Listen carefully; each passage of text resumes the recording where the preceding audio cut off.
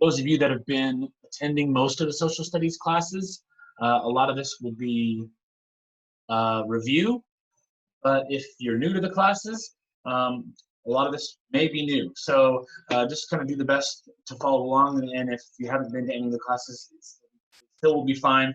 We're going to review the civics and government section that we've been spending most of the last couple weeks talking about.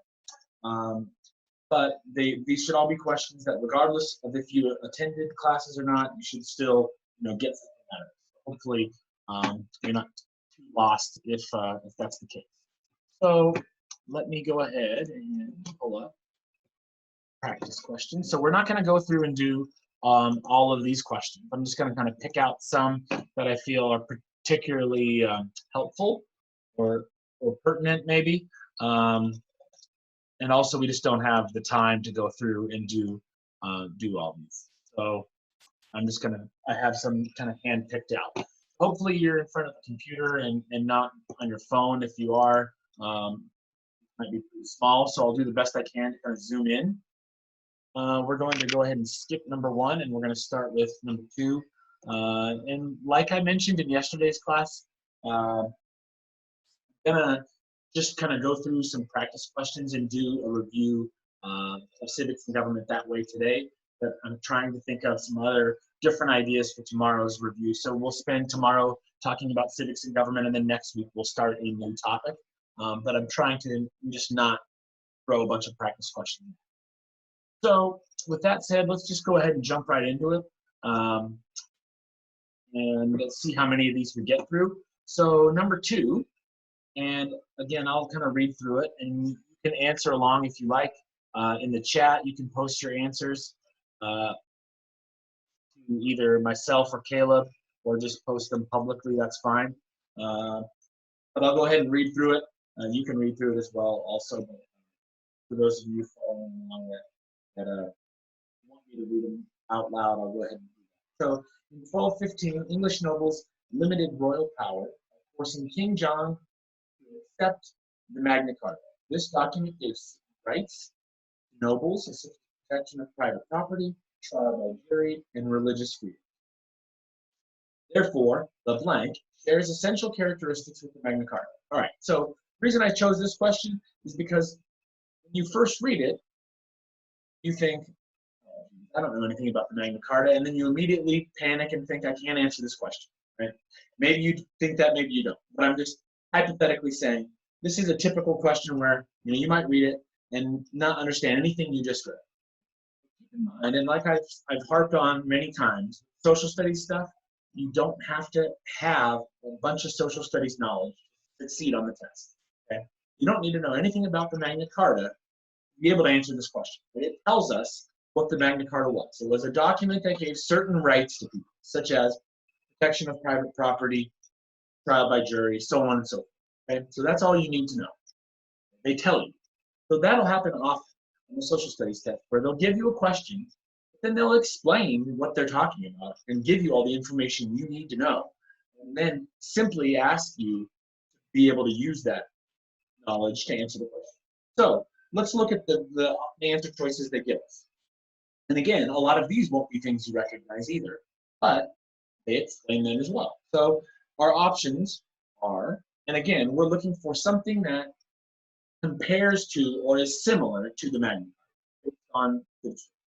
So first, the Mayflower Compact, which established a government for Plymouth Colony. 2, the Bill of Rights of the U.S. Constitution, which guarantees citizens certain rights.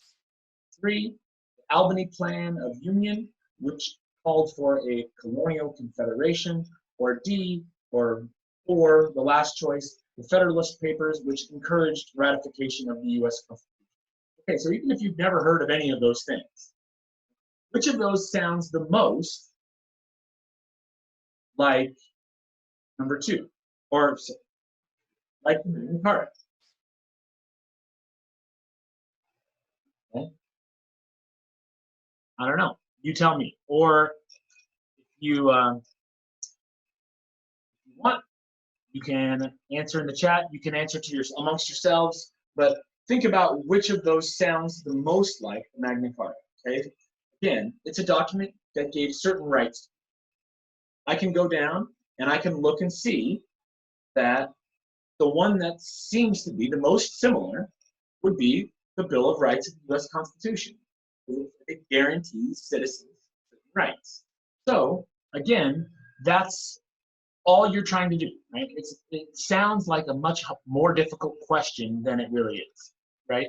All we're trying to do is look and see, based on the information they give us, what sounds like the Magna Carta, and there's your answer. Okay.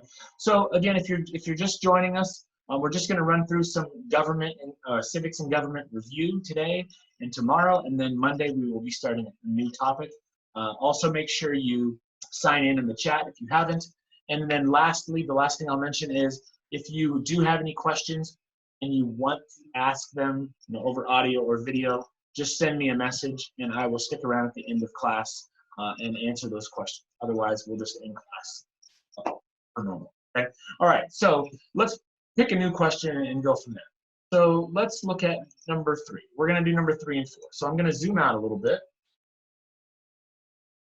because number 3 and 4 go over this pretty long and lengthy passage, which I know you're excited to read. Okay. So feel free to either mute me and read it yourself, or if you prefer to read it along with me, that's fine too. Okay, so this passage here is talking about soft money. So let's go ahead and read and see if we can figure out what the heck it is. So in 1979, Congress passed legislation to allow political parties to raise unlimited amounts of general purpose money not designated for particular candidates. Okay? So in 1979, Congress allowed it. In 1991, a lawsuit forced disclosure of such soft money contributions. Concern grew about the size of individual donations, the extent of total donations, and the ways in which the money was being spent.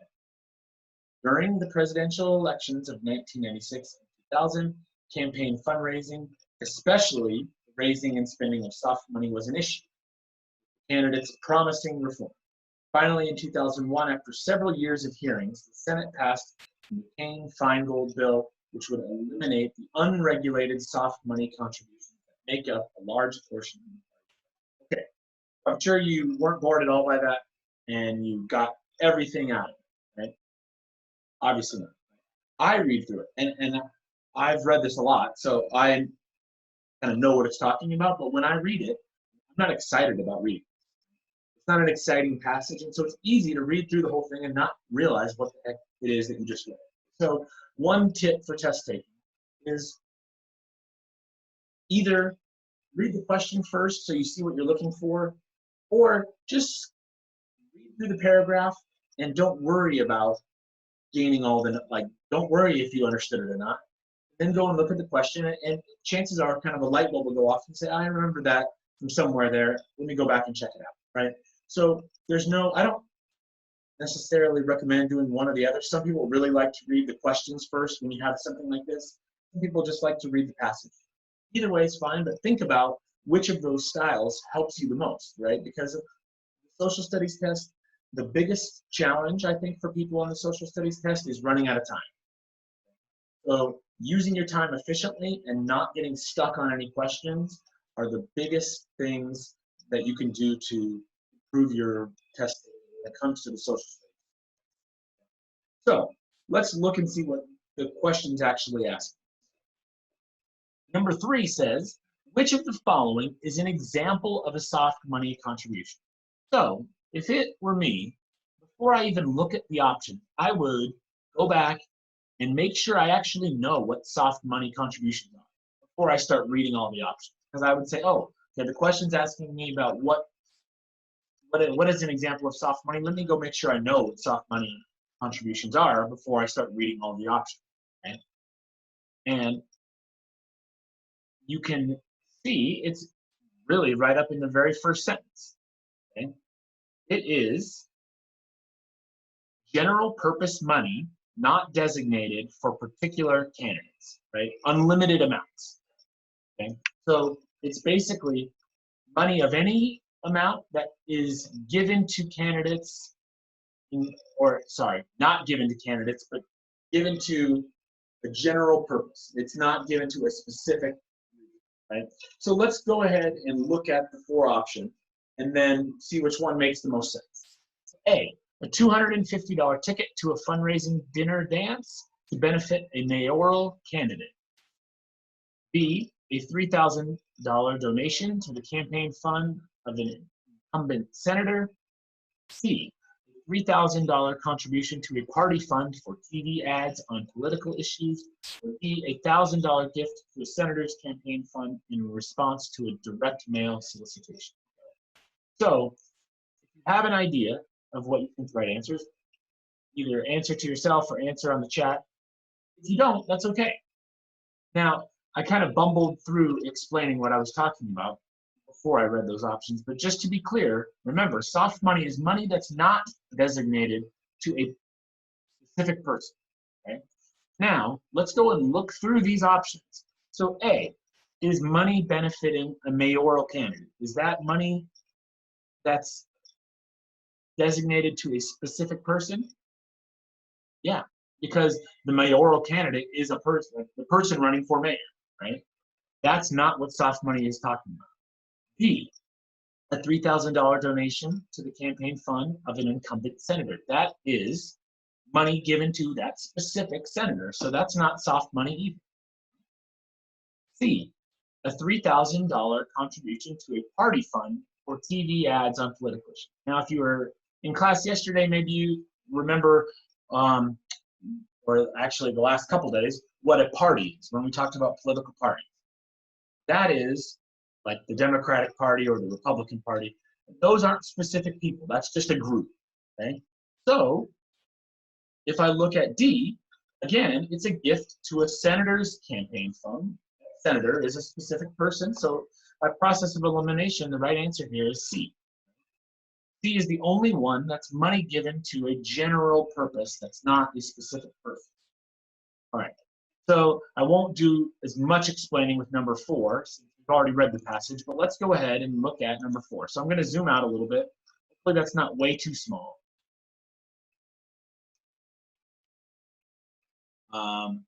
If it is, just kind of bear with me.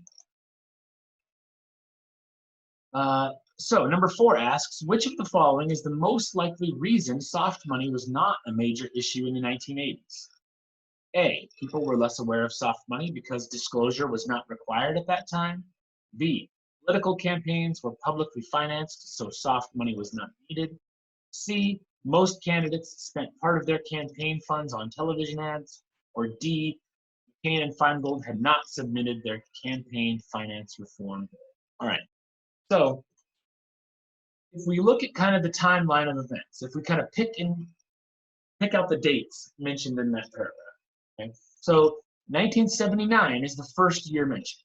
That's when Congress allowed for soft money to be given to general purposes. In 1991, that's when the lawsuit came out forcing people to disclose or make public, right, those contributions. In other words, the contributions were still allowed, but they now had to publicize or come out and say this amount of money was given to this purpose. It wasn't, you couldn't like do it under the table and just put the money wherever without anyone knowing, okay? And then it wasn't until 2001 that the bill was passed that completely unregulated, or that would eliminate the unregulated soft money contribution. Okay? So that's kind of the timeline. So in between 1979 and 1991, there was this big period where soft money was allowed and it wasn't regulated. It was made legal and nobody knew about it, right? Or nobody made it public. So the reason we're asking this question is, or what the question is asking is, what is the most likely reason soft money was not a major issue? So this isn't something we're going to be able to get from the paragraph. We can't find the answer in the paragraph. answer lies in trying to figure out what they're asking. Now, if it was me and I was kind of working backwards and eliminating a couple options, C would be probably the first one that I'd throw out. Pick C. Sorry to burst your bubble. Right? Most candidates spent part of their campaign funds on television. It's kind of an odd statement. It's probably true, but it doesn't tie into soft money at all, really, right? So it just doesn't apply. So I would throw it out. Right? Then I would probably throw out B. Political campaigns were publicly financed, so soft money was not needed. Chances are soft money was needed, but the issue lies somewhere else. So B, the way it's worded to me stands out as being particularly false. So I would look at A and D. People were less aware of soft money because disclosure was not required at that time, or D, Kane and Feingold had not submitted their campaign finance reform bill. So go with your gut and what makes the most sense here. And D to me strikes me as being oddly specific, and A sounds like a much more reasonable option. And A, in this instance, is correct. Okay?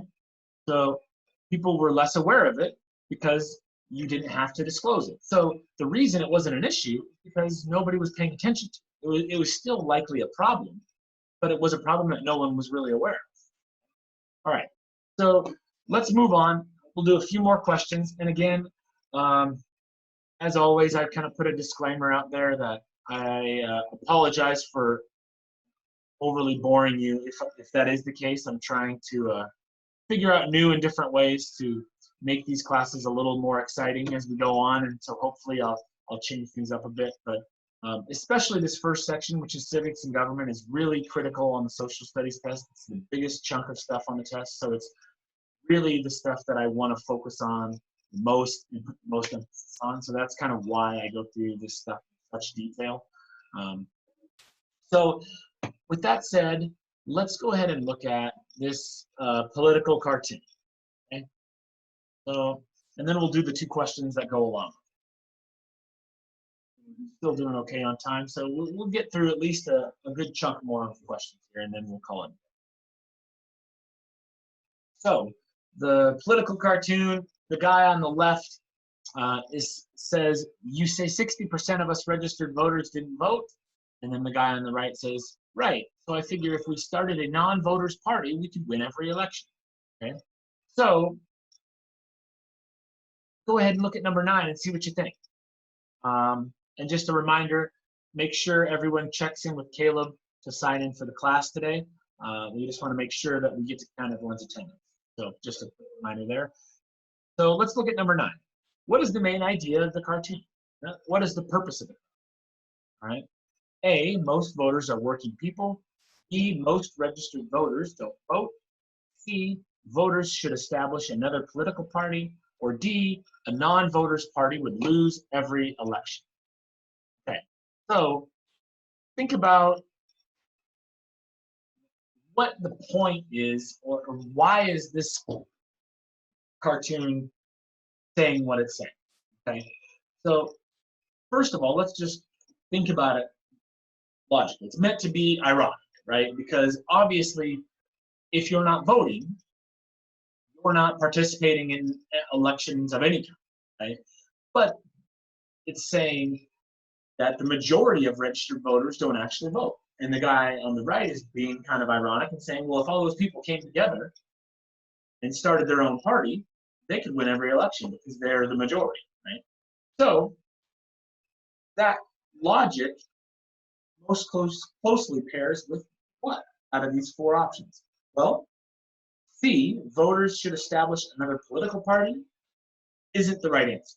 So C, I'd throw it out right away. Because the guy on the right is saying we should start a non-voters party, but the reason that the artist is having that person say that is meant to be ironic. It's not meant to say we really should have another party, right? Also, it's not D. A non-voters party would lose every election. Now, a non-voters party would be made up of people not voting. And so, of course, they would lose every election. But that's not the point of the drawing. So, is it A or is it B? Most voters are working people. B, most registered voters don't vote. And all he's trying to say, he or she, this cartoon, is that he's trying to drive home the point that the majority of registered voters, people that are registered and claim that they vote and are ready to vote, don't end up voting. So B is the right answer. So go ahead and look at number 10. Number 10 deals with the same cartoon and just asks us, which of the following values is the cartoonist appealing for? A, work ethic. B, majority rule. C, civic duty. Or D, national pride. This is kind of an odd question, but you're going to get odd questions on the test. So look at those four. And again, a lot of it comes down to some vocabulary, which I always like to harp on too. So the more you can read up on stuff, the more practice questions you can do, the better off you're going to be. So let's take a look and kind of go through these. So work ethic. To me, that doesn't quite seem to apply in this situation. Right? What is work ethic? Work ethic is how hard someone works, or how diligent they are, or how focused and kind of hard-working someone is. Work ethic doesn't quite seem to match up with anything in the cartoon. Right? Majority rule. Okay, so there is mention of percentages, and we're talking about majorities versus minorities, even though those words aren't used. So B maybe applies. So let's keep it around. In other words, let's not dismiss it quite. So let's look at C, civic duty. Okay, so what the heck is civic duty? If you don't know what it is, then it's tough to know if that's going to be the right answer or not. You were in class yesterday when we talked about citizenship and the rights and responsibilities of citizens. Civic duty is essentially those responsibilities of a citizen. So voting, paying taxes, jury duty, those are forms of civic duty. Okay, so that maybe sounds like it fits. And then national pride, which I don't think I need to explain, right? Being proud of your country. That, again, just like A, D doesn't seem to quite fit either, right? So A and D don't seem to match up. So between B or C, what is really, what seems to be the value that the cartoonist is trying to appeal for? Or what's the end result that the cartoonist wants, right? The cartoonist is making this joke to hopefully engage people in participating in voting, right? Which would fall under civic duty. So the civic duty would be the answer to this.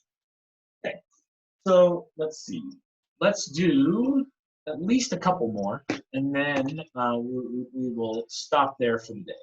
So let's look at, I think I want to do both. So let's look at 11 first. And most of you have been in classes with me, so you know that we don't spend typically the whole class doing practice questions. This is kind of a different class. I really want to review some of the concepts that we talked about the last couple of weeks. But let's go ahead and do 11 first. So way back in the very first class that we did online on Monday, last Monday, and we talked about types of government. And oligarchy is one of those types. Again, you don't need to remember what an oligarchy was, because look, it tells you what an oligarchy is. So here's our question. An oligarchy is a system of government in which a small group of people hold power. Which of the following is an oligarchy? So we're just looking to see which of these four options sounds the most like a small group of people holding the power. Okay? So China, where the top leaders of the Communist Party control the government. B, Iraq, when it had a dictator, Saddam Hussein. C, Great Britain with a monarch, a prime minister, and an elected parliament. Or D, Greece with a prime minister and an elected parliament. So again, you don't need to know what an oligarchy is, but you do have to have some knowledge in terms of what some of this stuff means. So one thing that jumps out to me would be C and D both mention elections, right? They say elected parliament. That, to me, rules out C and D as being an oligarchy, because if there are elections being held, then that means that there are lots of people participating in the power of the government, right? So like in a democracy, for example, everyone who votes has some amount of power. C and D don't fit with an oligarchy because there's obviously people participating in elections. Oligarchy wouldn't have elections. So, or they wouldn't have, they wouldn't have elected officials. Okay? So C and D, throw them out. A and B, okay? China, where the top leaders of the Communist Party control the government. Or B, Iraq, when it had a dictator, Saddam Hussein. Okay, the key thing here is oligarchy is a system where you have a small group of people, meaning you have more than one person that has all the power. Okay? Which of those two options describe a group of people versus a single person? Okay? B says Iraq when it had a dictator, Saddam Hussein. That means one person had all the power, just Saddam Hussein. So A is your answer here, right? China, where the top leaders of the Communist Party control the government. So hopefully going through these questions in this way is at least somewhat helpful. Let's go ahead and do a couple, see if we can at least get through this one. And this might be the last one. See how we are. So another example of question that talks about stuff that you probably don't know or haven't heard of. So 3 typical laws from the Code of Hammurabi, written about 1700 BC, are: a son strike his father, his hands shall be hewn off. If a man put out the eye of another man, his eye shall be put out. If he break another man's bones, his bone shall be broken.